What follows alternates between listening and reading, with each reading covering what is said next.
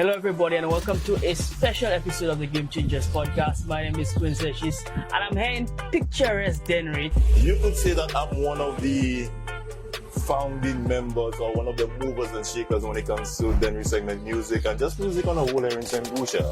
Some people say that, the beat and the rhythm is very good, but the lyrics is really cleaned up. At the end of the day, people will consume what they want to consume at the end of it all. But again, that is very much understood, being something that is pioneered right now and being celebrated as authentically Saint Lucia. You don't want to bring across the vulgarity to it, if you want to call it that. Right. But at the end of it all, it's still identifiable or unique to our way of living or our life here on the island.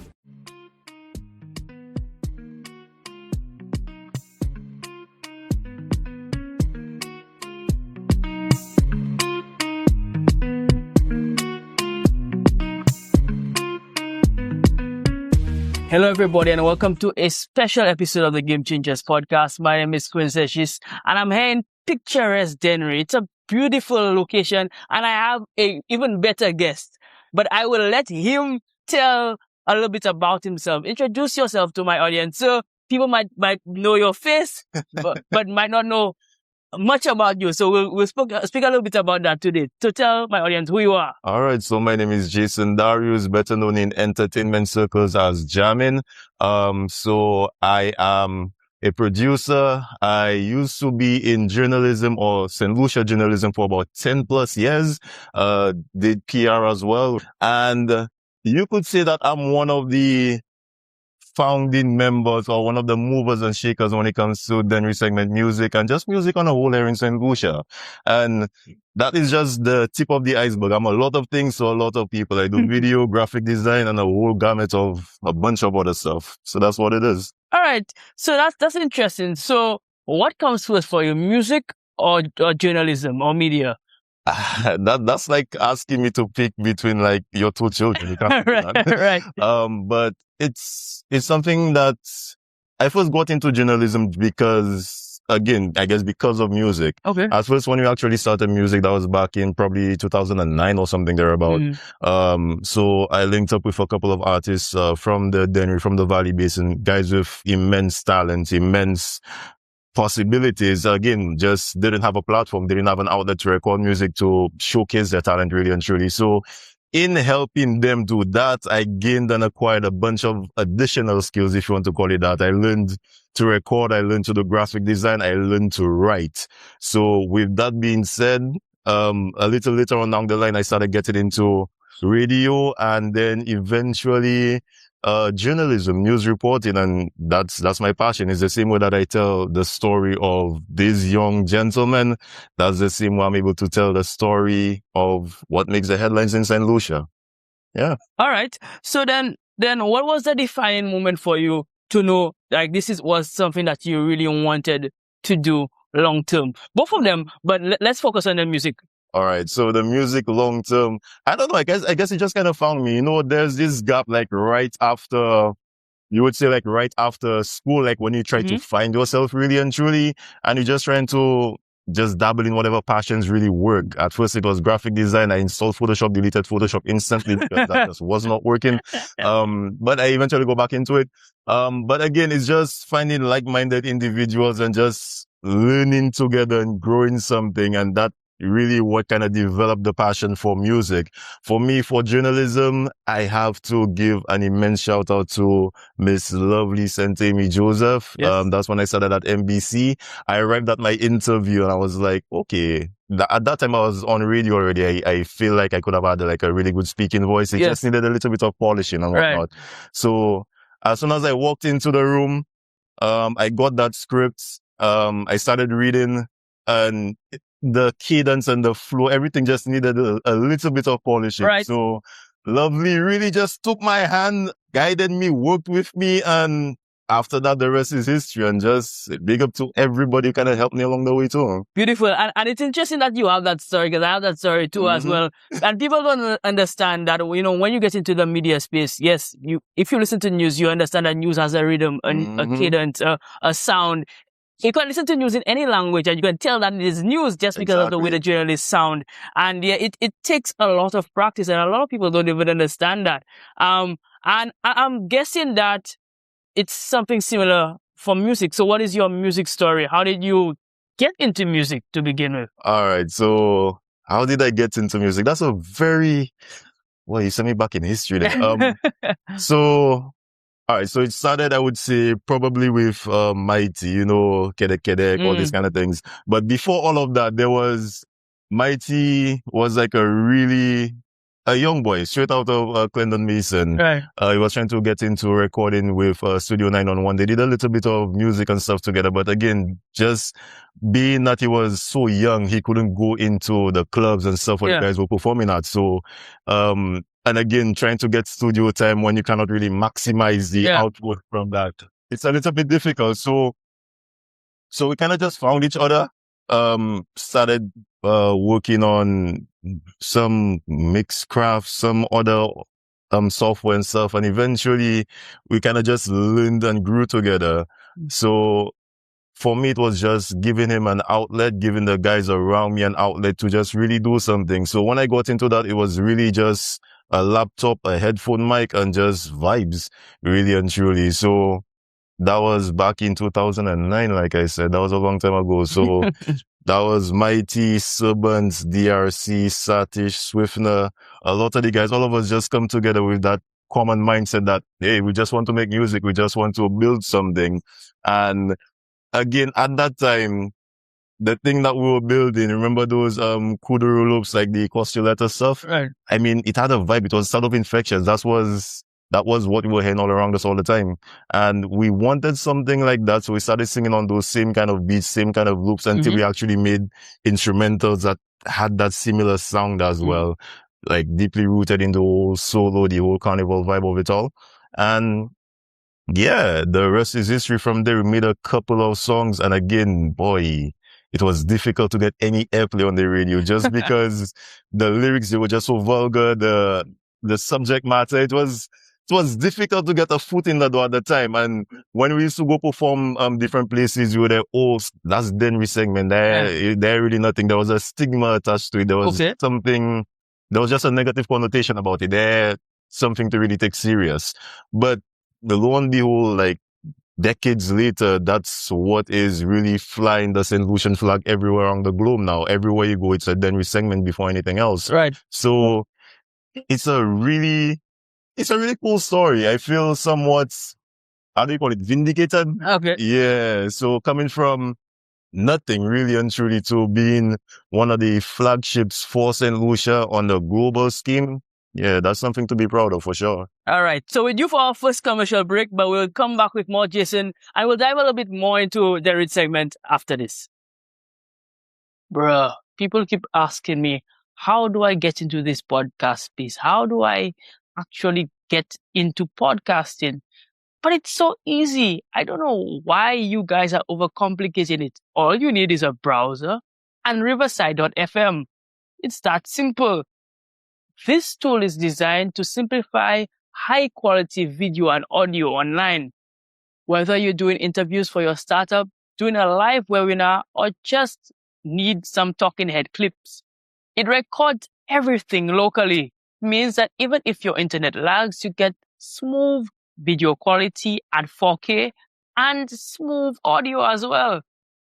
Plus, it turns your long-form episodes into short clips that you can share across social media. If you want to start podcasting or recording online like a pro, click the link down below. Hello guys, welcome back to the Game Changers podcast. This time with Jason Darius. And Jason, you were speaking to me about Dennery Segment. Now, this podcast is a Caribbean-wide and international podcast, but people might not know what Dennery Segment is. What is Dennery? Where is Dennery? Tell me a little bit about what Dennery Segment is, and then I will have a little bit more conversations as to its development going forward. All right, so Dennery is a small fishing village on the east coast of Saint Lucia, full of vibe, full of energy, full of rhythm. That's where you would find most of our ancestral upbringings being very celebrated, if you want to call it that. So going to the Heart of Olio, going to Dennery, you'll see the Lawas, the La Marguerite groups, all these solo sessions and everything happening. That is what Dennery is. So Dennery Segment is just basically taking that, making it electronic and bringing it up into the modern age. What I like to think of it as is like, you never, like when you went to school and you used to be the drums on the desk and stuff like that. Just take that and bring it into an electronic and a shareable and marketable thing for everybody to enjoy. So that's what Dennery Segment is.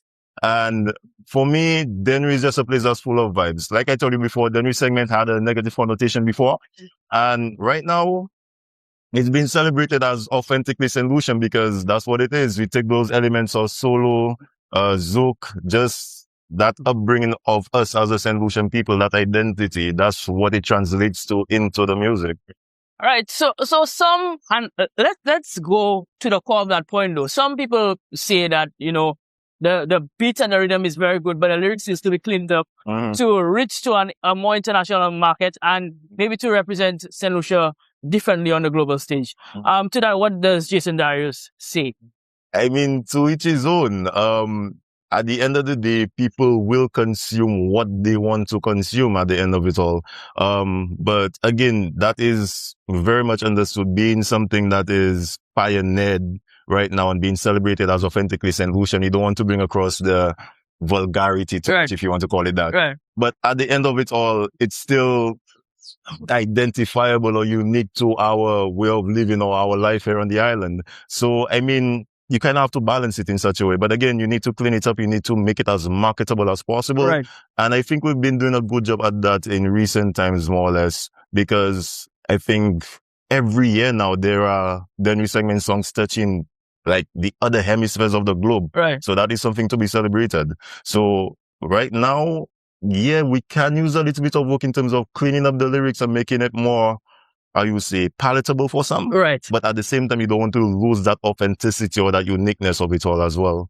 All right. And then to that point, what makes Dennery Segment so, I guess, so popular and what it is really? What part of it makes it? Is it, I mean, maybe some people might say the vulgarity is exactly what sells.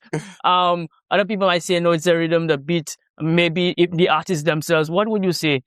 Dennery Segment is dance music. As soon as you hear that beat, you cannot help yourself. You have to move, you have to shift, you have to do something. At the end of it all, the artist and whatever subject matter it is that just kind of layers on that beat, as long as you could write that beat properly, have somebody like just catch them properly.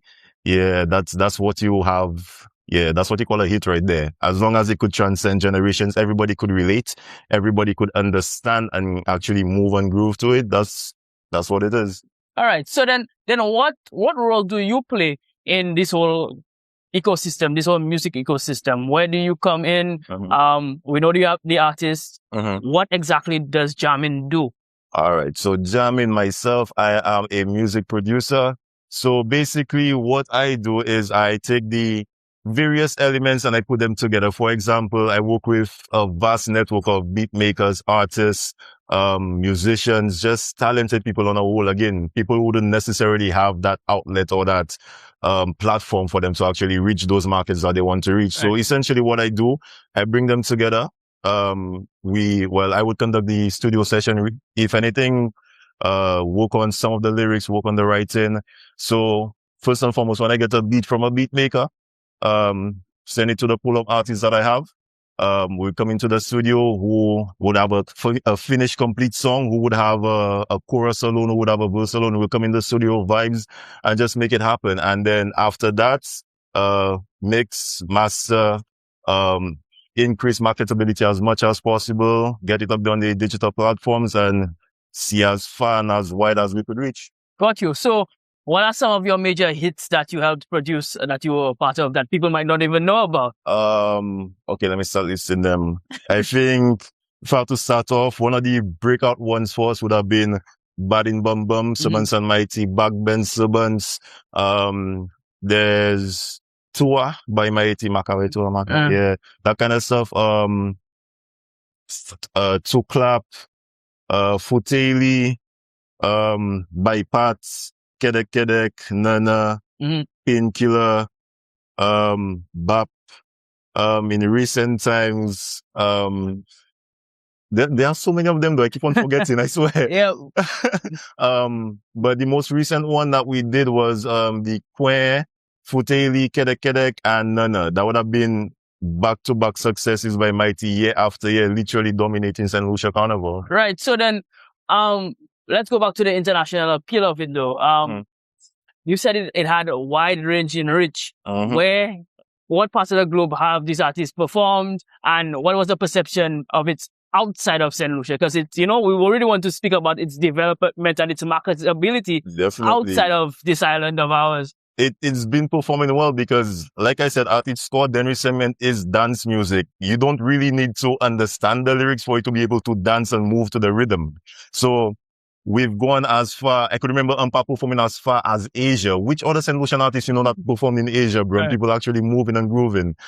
So Asia, the UAE, all the diaspora markets such as Canada, the UK, the US, regional, of course. So yeah, it's been far and wide, but I think the furthest one in terms of reach or flight time would have been in that Asia. All right, it has to be. Yeah, and trust me, I've been to China, and that is a far way away. Exactly. It's like you're in a different universe. Exactly. So just imagine a small time artist, a small time singer, Saint Lucian born artist reaching as far as Asia just based on music alone. That has to be a major accomplishment, bro. For sure.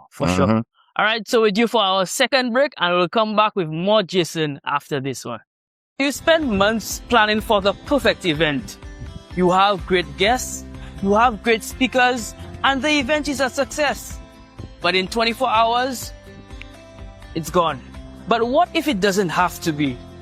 Introducing Event Voices by Game Changers. We shoot a live podcast episode at your event, turning your speakers into content. We blend our production quality with your event.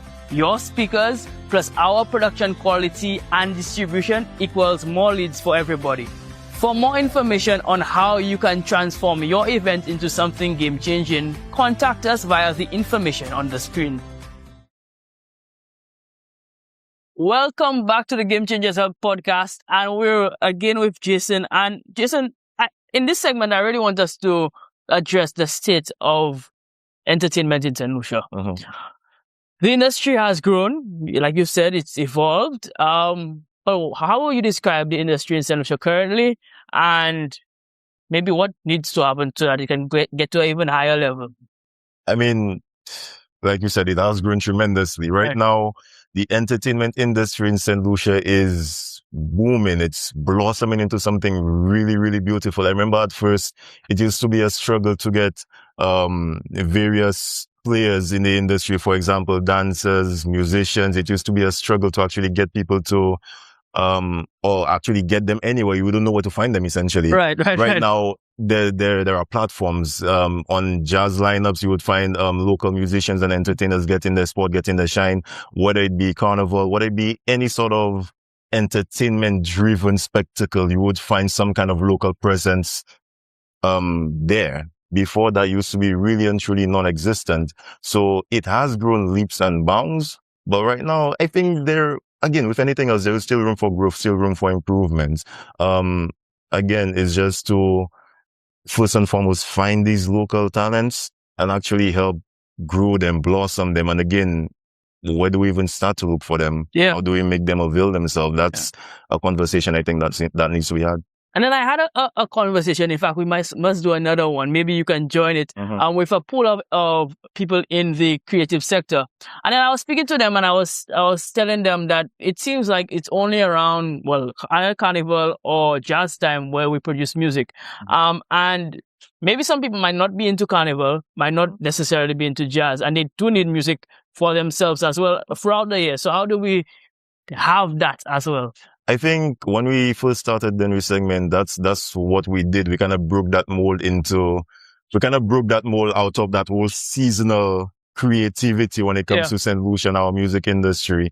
Dennery Segment, it didn't have a time of year or anything. You could hear Dennery Segment right year round.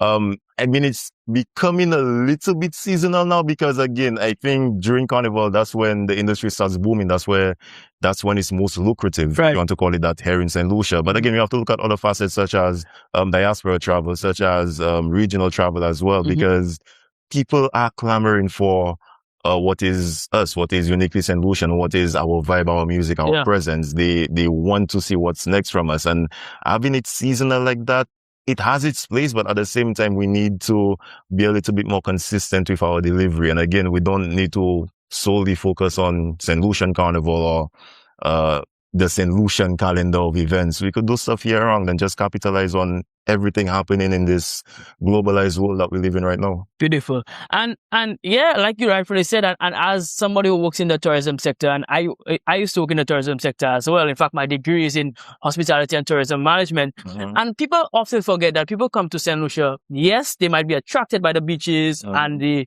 scenery, but they come back to St. Lucia because of the people, because of the experiences and the vibe of St. Lucian culture, regardless. Music, yes, but not just music, other forms of entertainment, just the vibe of St. Lucia. That's why they return.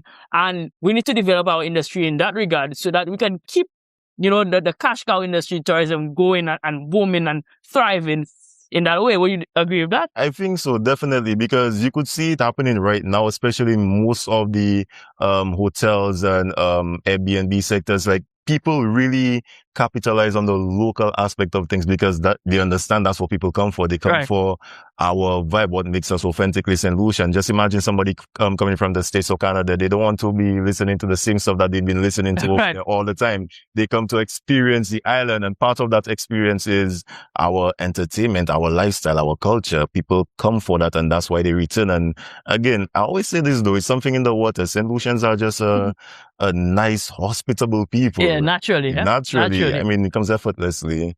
Okay, and then in terms of development outside of, within the music industry as well, but like governmental support in terms of support from the powers that be, what do you need to make your life easier? Let's put it that way. Well, again, I mean, creating those avenues is one thing. We've already started. We just need to continue with creating those avenues and making those platforms for people to actually be able to let the talent be shown. That's one.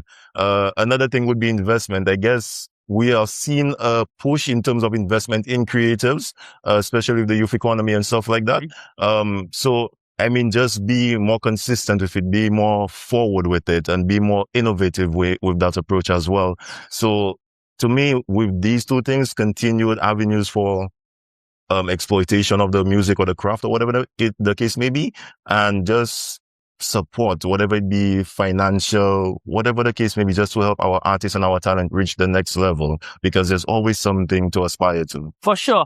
And then let's say a young person is looking at this podcast and is interested in getting into the music industry. Might not be an artist, but might be interested in the business of the music industry. What would you tell to that person as general advice? General advice.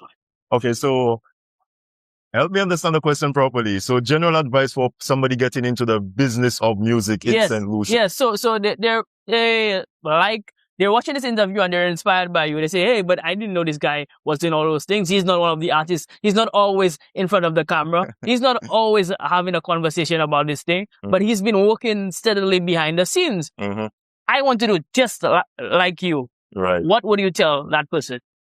First and foremost, love what you do. Have a genuine passion for what it is that you're going into. Because if you're getting into music or any art form just for the money, the passion, the creativity, the innovation that's required for an industry like this, you will not succeed. Right. Straight, you will not succeed. You will get frustrated and eventually just burn yourself out. But if there's a genuine love for the art form, I mean, that's where it first starts. And learning the actual business of music, I mean, the most important thing is to network. Be with like-minded people, get their thoughts, get their input. Work with people that essentially make you better at what you want to do. That's essentially what it was for me. And I think that's what it is for a lot of our musicians and our talent out here. So it's just to align yourselves with like-minded people and learn as much as you possibly can about the business of it. I mean, there are so many online degrees about the business of music. There are a couple of them here in Saint Lucia about the business of music as well too. So if you really want to get into it, learn as much as you possible. There's the internet for a reason. For sure, sure. And then, okay, so next, let's look into the future. Next 5 years. All right. What will Jammin Entertainment look like in the next 5 years if you have it your way?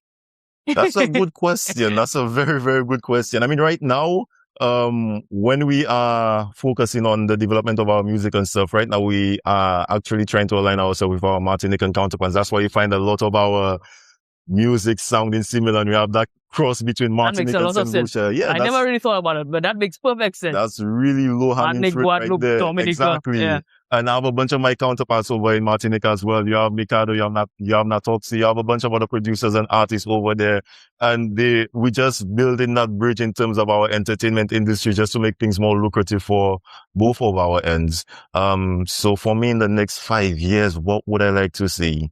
In terms of our music, just more of a presence on the global scheme, probably Caribbean Music Awards. There are discussions about us being in there already, but again, just a bit more of a presence for Saint Lucia, where music is concerned in the region first, and again, on that international level. But if you would go to a Caribbean Music Awards, I mean, what category would they even put Dennery Segment in? That's a very good question. Because Dennery Segment kind of falls in line with, how you call it, probably the Bashment Soca sometimes. I guess so, yeah. Trinidad. Yeah. It's the things that are like identical to the places they come from. Right. Not necessarily. Soca is more like a regional thing right now. Yes. But you find those niche things like your boo, you're coming from Dominica. Yeah, right. So those niche segments, I don't know. Probably they could be a niche category for something. Something could happen. Got you. All right. So then somebody is looking at this as well and want to get in contact with Jason Darius. They like Jason's vibe as a person, but more importantly, they want to do business with Jason Darius. How can they reach out to you? All right, most definitely. You could hit up my Instagram at Jammin758. That's the Instagram. Facebook is always there, Jason.Darius. Also, my business email address would be jamminstudios758@gmail.com. You could reach me on any of those handles, and I'll be sure to answer. I want to give out my phone number too, but that'll cause more problems than anything. Right. Let's just keep it professional and go to your social media. Right? Yeah, man. All right. Okay, bro. So this has been a really interesting interview. You've opened up my eyes, and I have really enjoyed that conversation. Yeah. I look forward to even bigger things from you and further development. And you know, there's always room to collaborate with Game Changers. I always have to put that in there as well. You know, we cover professional events as well. So if you have the opportunity and you want us to have a similar conversation like this, we are available. And I know you work with a particular corporate entity. I will not name, but we're also looking for sponsorship as well. No problem. You know, collaborate with us. And yeah, I really like this conversation, and we need to have more conversations like this. I think so too. Because it's about. Because like I said in the beginning, maybe Dennery Segment is not everybody's cup of tea. That's fine. But it's not just about Dennery Segment. It's about the development of Saint Lucia and the development of Saint Lucians. Exactly. And if we develop this segment, then we could probably find ways and similar ways to develop other segments as well, which will benefit the country as well, economically and otherwise. Just make it as lucrative as possible. I think the next time I'll invite you, or we could have a discussion like this, is when we're actually done with improving the studio. We could come through, do a little bit of a studio tour, and just make something happen. For sure. And we're looking forward to that. Just before we end, just a little bit about that studio. Why are you developing a physical space like this? And just tell me a little bit about it. I know you're not done yet, but just tell me a little bit about it. All right. So we had a physical space before, but it wasn't really necessarily meeting our needs. That was probably just like a nice little apartment vibe below Mighty's house. So we all came together like in a good mess spirit just to build our space. You know, that's ours. Real grassroots stuff, yeah? Exactly.